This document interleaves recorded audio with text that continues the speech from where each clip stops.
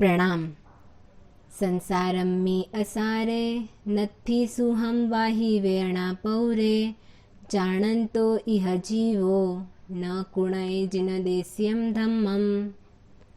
व्याधि और वेदना से प्रचुर इस असार संसार में थोड़ा सा भी सुख नहीं है। यह सब जानते हुए भी जीवात्मा जिनेश्वर भगवंत द्वारा बताए गए धर्म का आचरण नहीं करता।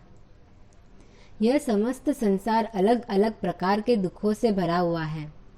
अपने इमेजिनेशन से एक बार नरक के जीवों पर दृष्टि करो, कैसी भयंकर वेदना सहन कर रहे हैं। परमाधामी देव इन नरक के जीवों को सतत कंटिन्यूसली दुख पहुंचा रहे हैं। तलवार से उन्हें चीर रहे हैं तो कहीं गरम तेल में तल रहे हैं। और तो और मई महीने की भयंकर गर्मी से भी अनंत गुणी गर्मी नरक के जीवों को सहन करनी पड़ती है।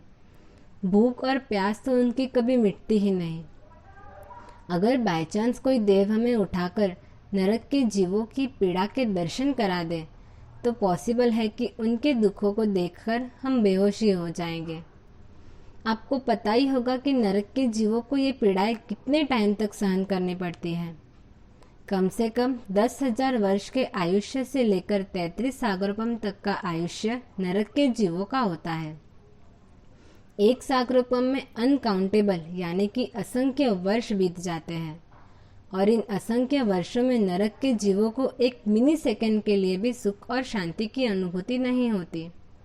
अरे, नरक का दुख तो हमें रियलिटी में नहीं दिखता, परंतु इस संसार में मनुष्य को भी कहाँ सुख है। मनुष्य के सिर पर रोग, शोक, दुर्घटना, अपयश और मृत्यु की तलवार लटक ही रही है। प्रेजेंट टाइम में कोरोना तो बेस्ट एग्जाम्पल है। कोरोना एंड लॉकडाउन की वजह से मनुष्य की पीड़ा किसी से छुपी नहीं है। 20-30 इयर्स के यंग लोग मृत्यु को पा रहे हैं। जहाँ देखो वहाँ भय का वातावरण है। मनुष्य की पीड़ा का दर्शन करना हो तो किसी हॉस्पिटल में जाके देखो, उनके मुख से कितनी भयंकर चीखें निकल रही हैं। यहाँ कोई रोग के कारण दुखी है तो कोई संतान न होने के कारण, कोई लूटपाट चल रही है तो कहीं बलात्कार। अलग अलग प्रकार के आतंक से मानव भयभीत बना हुआ है। तिर्यंच गति में रहे हुए जीवों को भी कितनी भयंकर वेदना है। जरा देखो तो सही, गली में भटकते कुत्ते की क्या हालत है। भूख, प्यास, गर्मी की भयंकर वेदना उसे सहन करनी पड़ती है।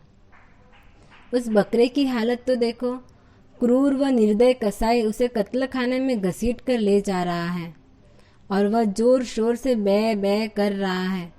कौन सुनता है उसकी आवाज़ को। कुछ ही क्षणों में उसकी गर्दन पर छुरी चल पड़ती है। जरा देखो उस सुअर को।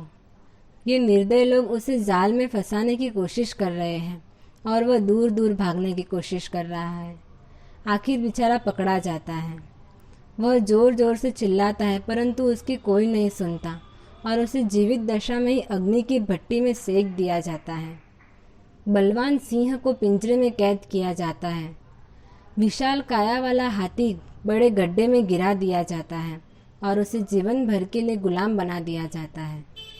कितना वर्णन किया जाए उन तिर्यंच की पीड़ाओं और यातनाओं का। एकिंद्रिय, बेइंद्रिय, तेंद्रिय, चौरिंद्रिय जीवों की पीड़ा तो वो ही जानते हैं।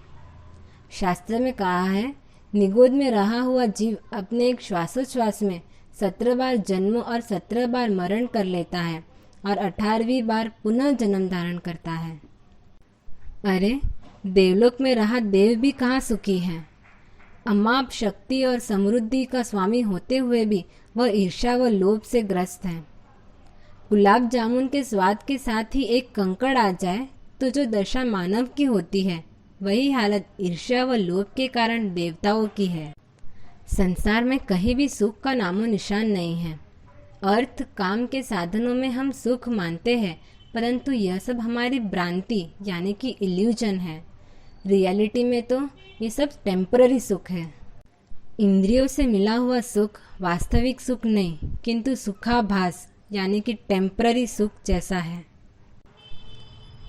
वितराग जिनेश्वर परमात्मा हमें सच्चे सुख को दिखाते हैं, जो परमानेंट सुख का मार्ग है।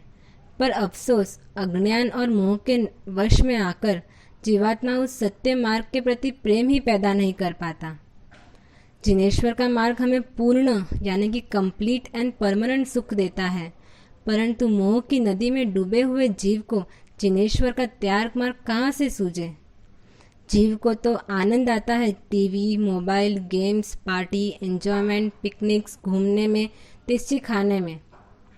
यही तो है संसार के तुच्छ सुख, जिसमें आसक्त बनकर जीव अपना संसार बढ़ा लेता है। इन सुखों के सच्चे स्वरूप को अगर पहचान लिया जाए और उसे दुख स्वरूप मान ले तो फिर स्वाभाविक ही उन सुखों से दूर भागने का प्रयत्न होता है। जिनेश्वर की आज्ञा विरुद्ध कुछ भी बोला हो तो इच्छामि दुक्कडम। प्रणाम।